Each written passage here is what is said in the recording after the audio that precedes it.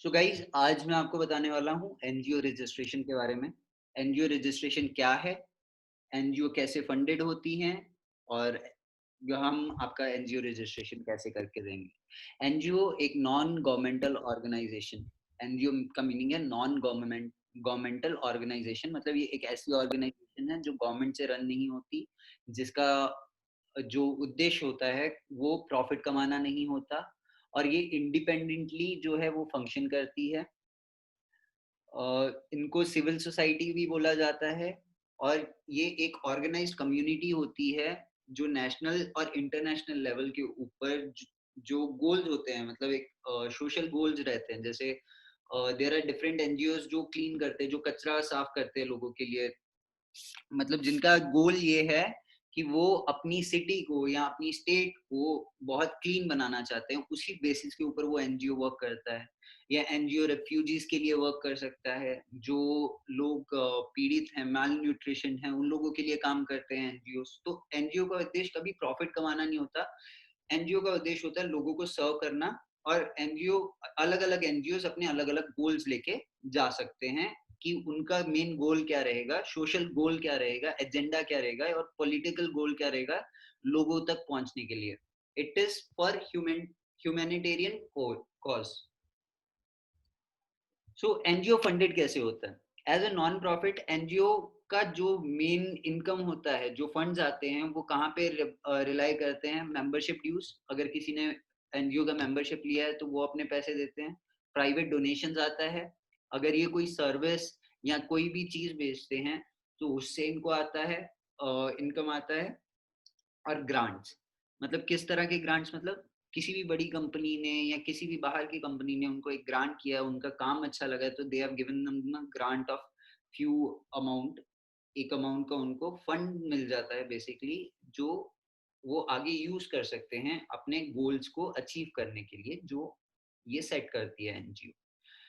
Despite their independence from government, some NGOs rely heavily on government funding. कि NGO अभी non government है, but बहुत NGO ऐसी हैं जो गवर्नमेंट फंडिंग के ऊपर डिपेंड करती हैं। Large NGO have budget in millions और बिलियंस ऑफ डॉलर्स। जो बड़े एनजीओ होते हैं उनका करोड़ों अरबों में होता है इसका बजट। तो 3 लॉज ऑफ एनजीओ रजिस्ट्रेशन, ये आपको ध्यान में रखनी है जब आप एनजीओ रजिस्टर करवा रहे हो। Section 8 company under the companies act. So NGO will be registered as a company under Section 8 Companies Act. So this is a 2000 का लॉ। तो इसके अंदर आपका जो होगा रजिस्ट्रेशन होगा Section 8 Companies Act के अंदर। Society under the societies registration act. अगर आप सोसाइटी ओपन कर रहे हो, मतलब एज एन एनजीओ अगर आप एक सोसाइटी रजिस्टर करवा रहे हो तो सोसाइटी रजिस्ट्रेशन होगा अंडर द एक्ट ऑफ 1860। ये सोसाइटी रजिस्ट्रेशन एक्ट होगा। अगर आप ट्रस्ट रजिस्टर करवाते हो तो trust under a public trust और एक्ट ऑफ ईच स्टेट जो है एज अ काउंट करेगा ये NGO. So advantages of NGO क्या है? Eighty G tax exemption eligibility for an NGO. Eighty G क्या होता है? टैक्स मतलब this is a way to save tax. So NGO इस तरीके से टैक्स जो है वो सेव कर सकती है अपना। Separation of business and charity, separated entries for business and donation transaction if not adhered, ATG certification request will be rejected। अगर आपका जो बिजनेस कर रहे हो आप एनजीओ के थ्रू और जो आपको डोनेशंस आ रहा है उनका आपने सेपरेटली रिकॉर्ड मेंटेन नहीं किया, तो आपको ये जो एटीजी सर्टिफिकेट है ना, ये आपको सर्टिफिकेशन नहीं मिलेगा। प्रॉपर प्रॉपर अकाउंटिंग होना चाहिए, अकाउंटिंग बुक्स मेंटेन्ड होना चाहिए, ट्रांजैक्शंस होना चाहिए आपका एनजीओ का पूरा जो भी आप कर रहे हो। किसी भी तरह के डोनेशन का मिसयूज नहीं होना चाहिए। The donation should not be misused or any account used for any other purpose even within the organization। A strict accounting is essential to show as proof। मतलब जिस भी तरह का अगर आपको 1 रुपया भी कहीं से आ रहा है तो आपको उसका हिसाब रखना है कि ये 1 रुपया किस लिए आया और किस लिए यूज किया गया, अगर आप एटीजी एक्सेम्पशन लेना चाहते हो एनजीओ के लिए अपने। किसी भी तरह का रिलीजियस एक्टिविटी नहीं होना चाहिए। कोई भी एनजीओ, सोसाइटी, ट्रस्ट हो गया which is operated as a part of activity which involves religious preaching or a particular caste or creed is not eligible for tax exemption under ATG।